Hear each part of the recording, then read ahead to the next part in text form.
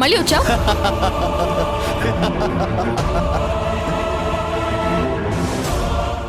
ఏంటే శోదా, ఇప్పుడే నిద్రలేచావా? ఏంటి ఈరోజు ఆలస్యమైనట్టుంది? ఓహో, రాత్రి పడుకోవడం ఆలస్యమైందా? అవును, ఊర్లో మీ ఆయన కూడా లేడు కదా, మరి రాత్రి పడుకోవడం ఎందుకు ఆలస్యమైంది?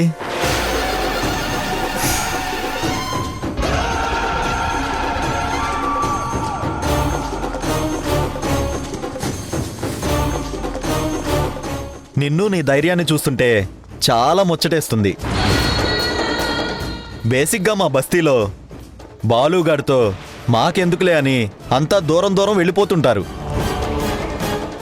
అలాంటిది నువ్వు నన్ను చెప్పుతో కొట్టావు. నిన్నంత సులభంగా ఎలా మర్చిపోతాను? నిన్న దాక్షాయిని మేడం ముందు ఎక్స్ట్రాలు వాగావు, కిరాయి గోండాలని, భయపడినని ఏదేదో మాట్లాడావు. ఏంటి అలా చూస్తున్నావు? ఆవిడ పేరు దాక్షాయని అని నాకెలా తెలుసు అనుకుంటున్నావా? నిన్ను ఈ కాలనీ నుంచి పంపించేయమని నాకు 10,000 ఇచ్చింది ఆవిడే. మరి పంపించాలి కదా, అందుకే నేను వచ్చాను.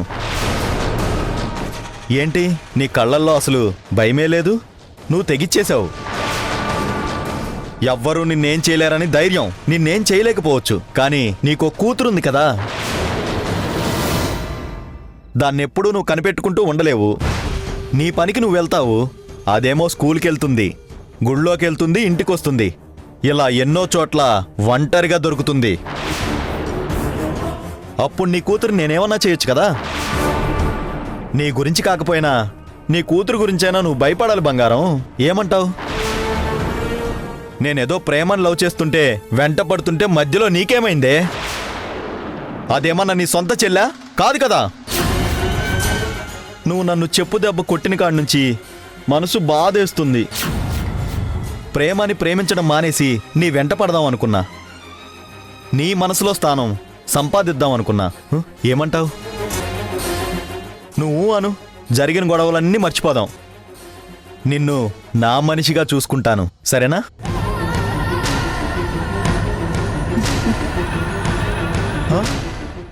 నువ్వు నువ్వు నువ్వు నవ్వేవా? నవ్వేవా అంటే నా ప్రపోజల్ నీకు ఓకేనా? నమ్మలేకపోతున్నాను యశోదా. చూడు, ప్రేమ చిన్నపిల్ల, తనని వదిలే. ఏమైనా ఉంటే మనం చూసుకుందాం. ఈ మాట అన్నావు, చాలా బాగుంది. నీ చేత్తో ఒక కాఫీ ఇస్తావా? నాకు తాగాలనుంది. సరే, అక్కడ పాల ప్యాకెట్లున్నాయి, అవి తీసుకొని లోపలికి రా, కాఫీ పెట్టిస్తా. అలాగే బంగారం.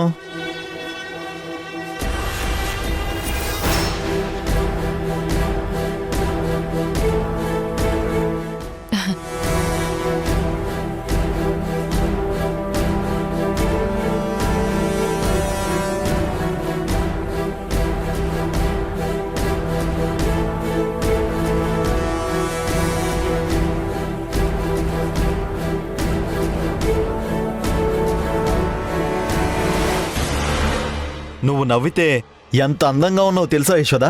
ఫిదా ఫిదా అంతే. అవునా?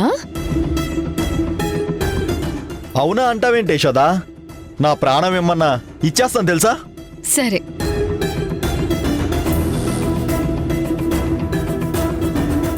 ఇచ్చేస్తా ఇచ్చేస్తా. అయితే ఇచ్చేసేయ్.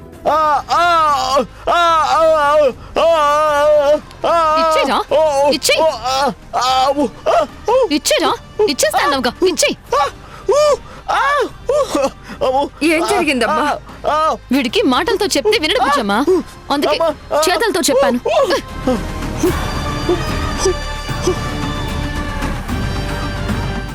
రే చూడు, నువ్వు నన్ను అందరిలాంటి ఆడది అనుకోకు.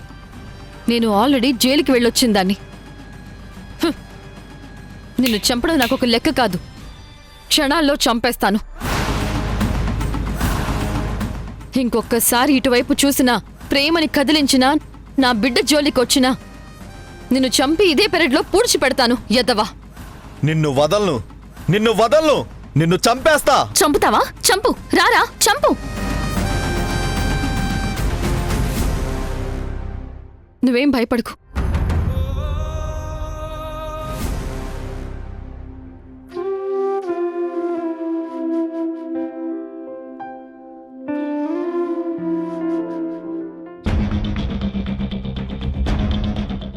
ఏమైందిరా? ఏమైంది? ఎందుకంత చిరాగ్గా ఉన్నావు? ఏం లేదమ్మా, రాత్రి నుంచి నవమికి ఫోన్ చేస్తున్నాను, మెసేజ్ చేస్తున్నాను, తన ఫోన్ ఏమో స్విచ్ ఆఫ్ వస్తుంది. ఒకసారి ప్రియమణికి ఫోన్ చేయకపోయావా? తను కూడా తనతో పాటే ఉంటుంది కదా. ప్రియమణి ఫోన్ కూడా స్విచ్ ఆఫ్ వస్తుందమ్మా.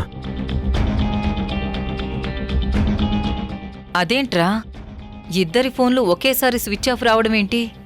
అదేనమ్మా నాకు అర్థం కావట్లేదు. తనెప్పుడు ఫోన్ స్విచ్ ఆఫ్ చేసి పెట్టదు. నిజమే, తన ఫోన్ స్విచ్ ఆఫ్ రావడం నేనెప్పుడూ వినలేదు.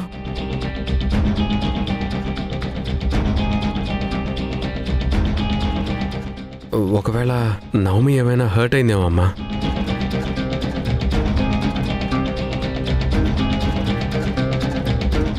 అవునమ్మా, నాకెందుకో నవమి హర్ట్ అయింది, అందుకే కావాలని ఫోన్ స్విచ్ ఆఫ్ చేసి పెట్టిందనిపిస్తుంది. నువ్వన్నది కూడా నిజమే. నవమి నిన్న కూడా మన ఇంటికి రాలేదు. తను పరిచయం అయిన ఇన్నేళ్లలో ఏ రోజు కూడా తను మన ఇంటికి రాకుండా ఉండలేదు. నువ్వన్నది కూడా ఒక కారణం అయ్యుండొచ్చు.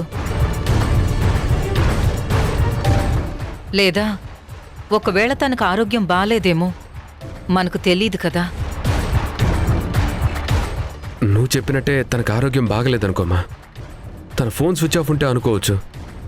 ప్రియమణి ఫోన్ కూడా ఎందుకు స్విచ్ ఆఫ్లో ఉంటుంది చెప్పు? ఎన్నిసార్లు నవమికి ఆరోగ్యం బాగలేకపోతే ప్రియమణి మనకి ఫోన్ చేసి చెప్పింది? అలాంటప్పుడు ఇప్పుడు మనకి ఫోన్ చేసి ఎందుకు చెప్పదు?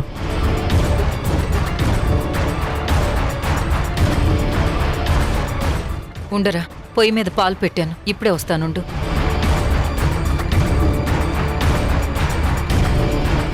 కన్ఫామ్గా నవమి యశోద మాటలకి అలాగే మా నాన్న మాటలకి హర్ట్ అయి ఉంటుంది.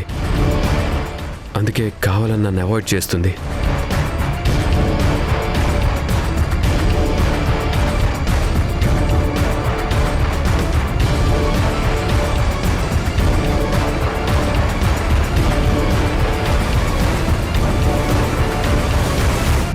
తమరేంటి వంటగదిలోకి ఎప్పుడూ రారు కదా.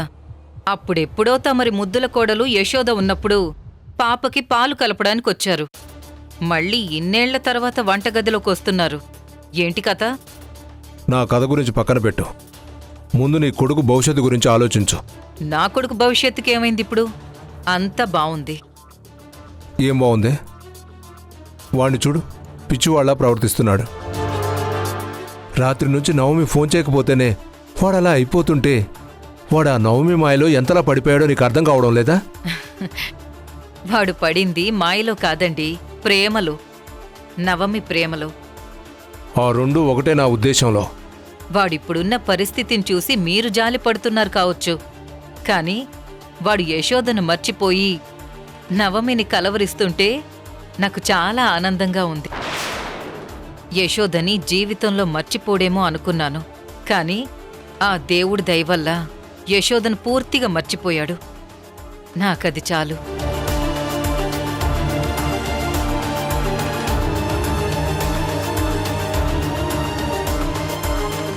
నందా, నీకేమీ పనిలేకపోతే మన పంతులు గారి దగ్గరకు వెళ్ళి ఒకసారి పిలుచుకునిరారా. నీకు నవమికి నిశ్చితార్థానికి ముహూర్తం పెట్టిద్దాం. అలాగే అమ్మా. అది జరగని పని. మీ ఇద్దరేదో కళ్ళగంటున్నట్టున్నారు, నవమి ఇంటి కోడలవుతుందని. నేను ససేమిరా ఒప్పుకోను. నేను బతికుండగా నందు జీవితంలో మరొక అమ్మాయిని రానివ్వను. అలాగే నా కోడల యశోదకి అన్యాయం జరగనివ్వను. మీరదే మాట మీద ఉండండి. నేను కూడా మీకో మాట చెప్తున్నాను. ఈ నిశ్చితార్థం జరక్కపోతే నేను బతికుండను. నందా, నువ్వు వెళ్ళరా. వెళ్ళి ముందు పంతులు గారిని పిలుచుకురా. నేను వెళ్ళమంటున్నాను కదా, వెళ్ళు.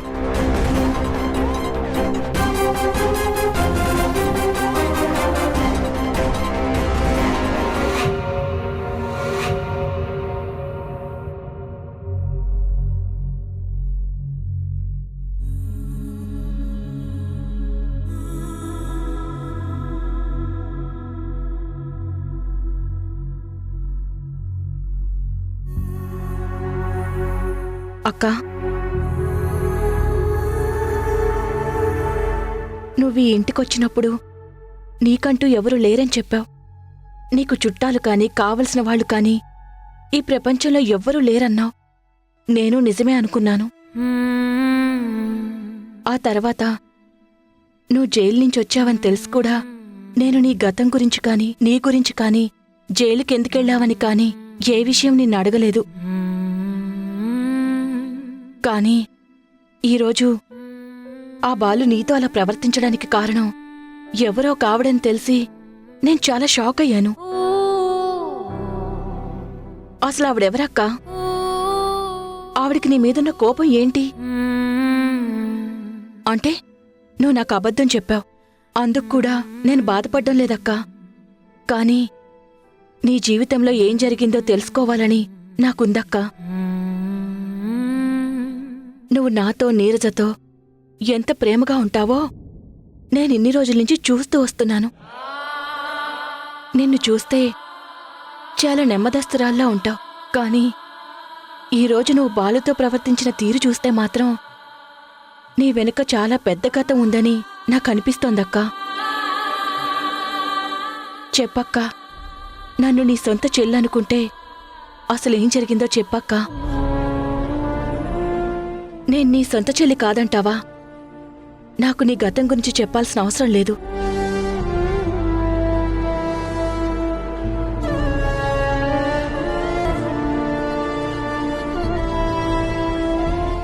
చెప్తాను ప్రేమ, నా గతం గురించి నీకు ఖచ్చితంగా చెప్తాను. నా అనుకున్న వాళ్ళందరూ నన్ను వద్దనుకున్నా, ఏ సంబంధం లేని నువ్వు నన్ను, నా కూతుర్ని చేరతీసి మాకు ఆశ్రయమిచ్చావు. అలాంటి నిన్ను తోబుట్టవనని అనుకోకుండా ఎలా ఉంటాను చెప్పు? చిన్నప్పటినుంచి నా జీవితమంతా కష్టాలతో నిండిపోయింది ప్రేమ. నాకు ఊహ తెలిసినప్పటినుంచి నాకు మా అమ్మా నాన్నలంటే ప్రాణం. కానీ నేను ఒక అతన్ని ప్రేమించి పెళ్లి చేసుకోవాలి అనుకునే సమయానికి నేను ప్రేమించిన అతను, అలాగే మా అమ్మ నాన్న అందరూ అబద్ధమని తెలిసింది.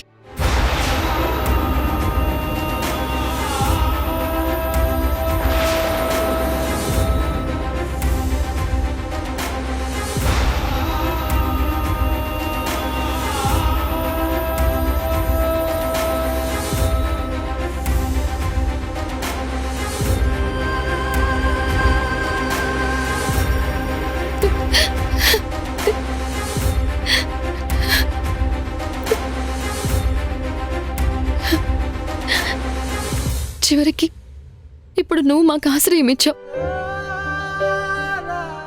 ఆ తర్వాత జీవితం అంతా నీకు తెలిసిందే. నిజంగా నువ్వు దేవతవక్కా. నీ మనసులో ఇంత బాధ పెట్టుకుని పైకి మామూలుగా ఎలా ఉండగలుగుతున్నావక్కా? నీ పరిస్థితుల్లో నేనుంటే మాత్రం ఖచ్చితంగా ఈ పాటికి బతికుండేదాన్ని మాత్రం కాదు. ఏదో ఒకరోజు బావ నిన్ను అర్థం చేసుకుంటాడక్కా. నా భార్య, నా కూతురు అంటూ మిమ్మల్ని వెతుక్కుంటూ వస్తాడు. కాలం ఎలాంటి వాళ్ళనైనా మారుస్తుందంటారు కదక్కా. బావగారు నిజానికి చాలా మంచివారు. చెప్పుడు మాటలు విని అలా అయ్యారని అర్థమవుతుందక్కా. ఏదో ఒకరోజు నిజానిజాలు తెలుసుకుని నీ దగ్గరికొస్తాడక్కా. మిమ్మల్ని తనతో పాటు తీసుకెళ్తాడు. అవసరమైతే నేను బావగారి మనసు మార్చడానికి ట్రై చేస్తానక్కా.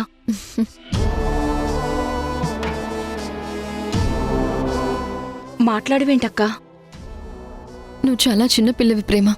అందుకే నందా ఇంకా మారతాడని అనుకుంటున్నావు. కానీ అది జరగని పని.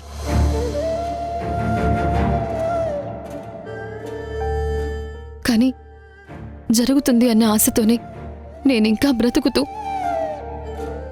పాపకి అబద్ధాలు చెప్పుకుంటూ ఆ అబద్ధంలోనే పెద్దదాన్ని చేస్తున్నాను.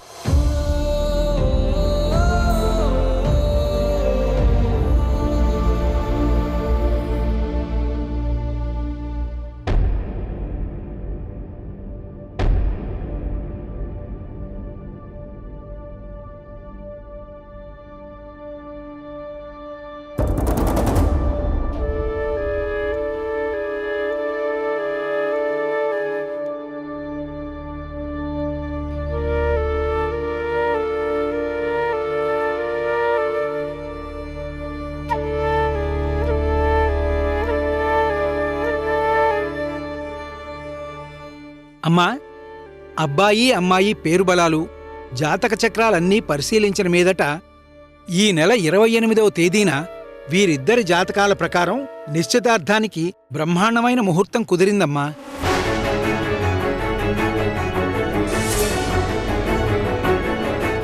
అలాగే పంతులు గారు, మీరు దాన్నే ఖాయం చేయండి. అలాగేనమ్మా.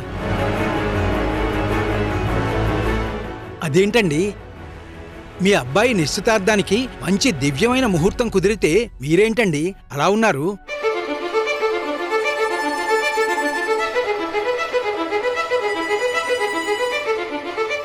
మీ ముఖాన చిరునవ్వు కూడా లేదు. పంతులు గారు, మీకెంతమంది పిల్లలు? నాకొక్కడే కొడుకయ్యా, ఆడపిల్ల లేరు.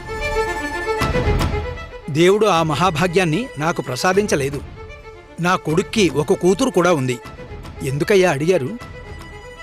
ఓహో, ఒక్కగానొక్క కొడుకనే మీరు అతనికి రెండో పెళ్లి చేస్తుంటే ఒప్పుకుంటారా?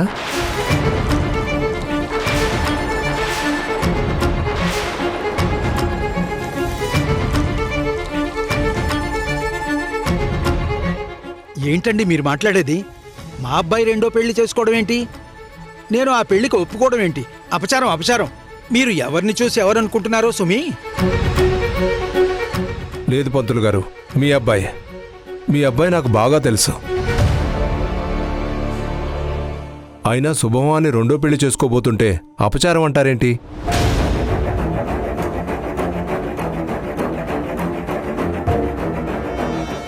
ఏంటండి మీరు మాట్లాడేది? వాడు రెండో పెళ్లి చేసుకోవడం ఏంటి? వాడి మొదటి భార్య బతికే ఉంది.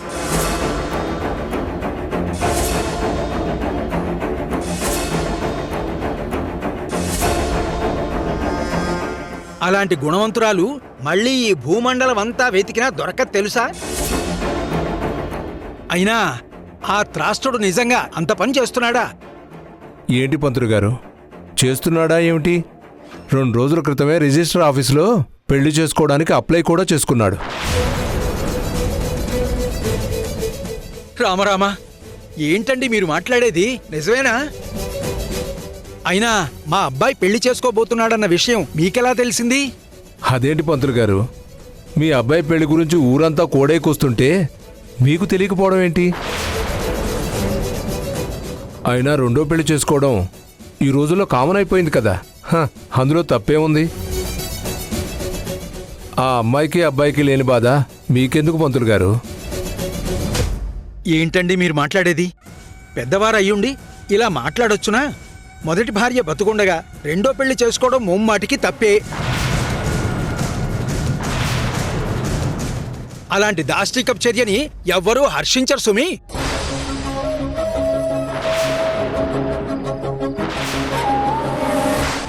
ఈనాడు వాళ్ళు ఆనందంగా ఉండొచ్చు గాని ఆడపిల్ల ఉసురు తగిలితే ఎవ్వరూ బాగుపడరు.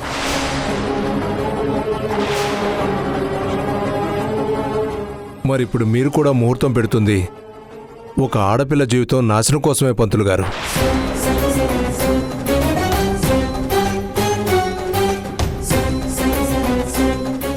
ఏంటండి మీరు మాట్లాడేది? మా వాడికి ఇంతకు ముందే పెళ్ళయింది. ఆ అమ్మాయి బతికే ఉంది. కానీ వీళ్ళిద్దరూ రెండో పెళ్లికి సిద్ధమయ్యారు.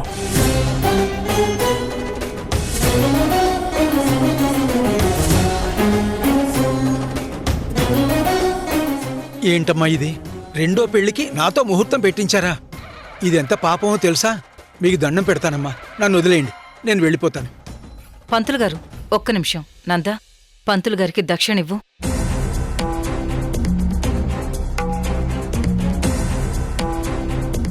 చూడండి పంతులు గారు, మీ అబ్బాయి ఎలాంటి రెండో పెళ్లి చేసుకోవడం లేదు. మా ఆయన కావాలనే మీకు అబద్ధం చెప్పారు. మంచి ముహూర్తం పెట్టినందుకు చాలా థ్యాంక్స్ పంతులు గారు. అలాగే ఈ పెళ్లి కూడా మీ చేతుల మీదుగానే జరిపించాలి. నా వల్ల కాదమ్మా, ఈ ఒక్క విషయంలో నన్ను వదిలేయండి.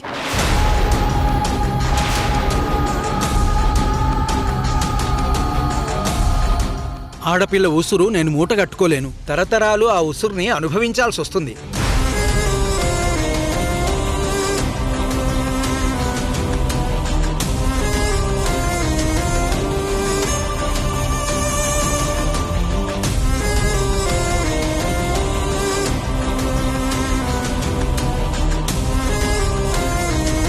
ఒక్కసారి యశోద వైపు పాజిటివ్గా ఆలోచించండి.